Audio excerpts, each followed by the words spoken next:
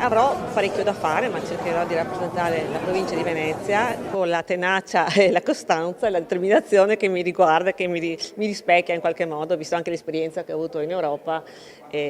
Spero di poter portare il più possibile per il mio territorio. Veneziana nativa e di residenza, perciò uno dei primi impegni sarà raccontare la complessità proprio di centro storico e isole, che tra l'altro mi hanno dato un segnale forte e inequivocabile con il voto, per far sì che non si sia più orfani di rappresentanza in questo senso. Il sociale è un po' il primo punto di questa giunta, quindi si prospetta la volontà di cambiamento anche dalla maggioranza. Ci sarà quindi una cooperazione trasversale?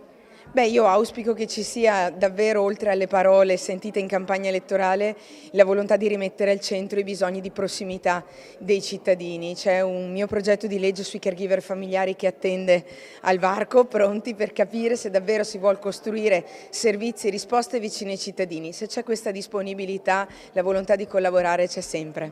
Avete tante frecce in più al vostro arco questa volta? Allora siamo tanti di più, per cui per noi è già una cosa importante e lavoreremo ovviamente ancora di più tutti in sinergia. La Giunta ha dato molto spazio a Padovani, insomma questo è positivo per il territorio, per la provincia di Padova, dopodiché dobbiamo andare a vedere e misurare il lavoro dell'amministrazione della Giunta sui fatti.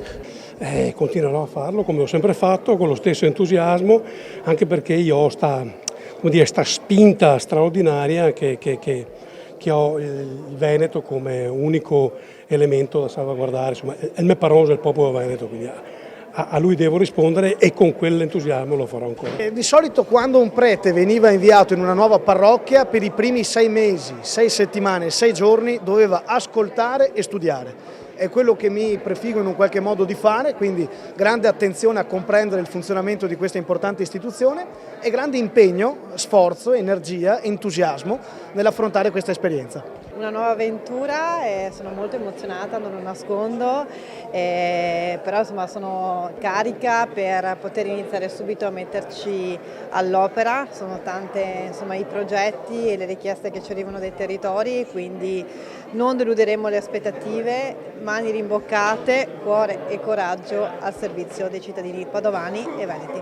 Lei è giovane ma è anche molto vicino al presidente giovane, no? Non solo una stessa fede politica ma anche un'amicizia di lungo corso.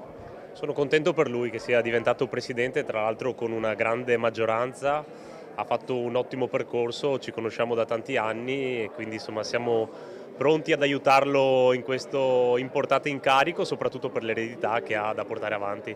Pronta a battagliare o pensa che in Consiglio regionale insomma ci siano meno frizioni di quelle in comune?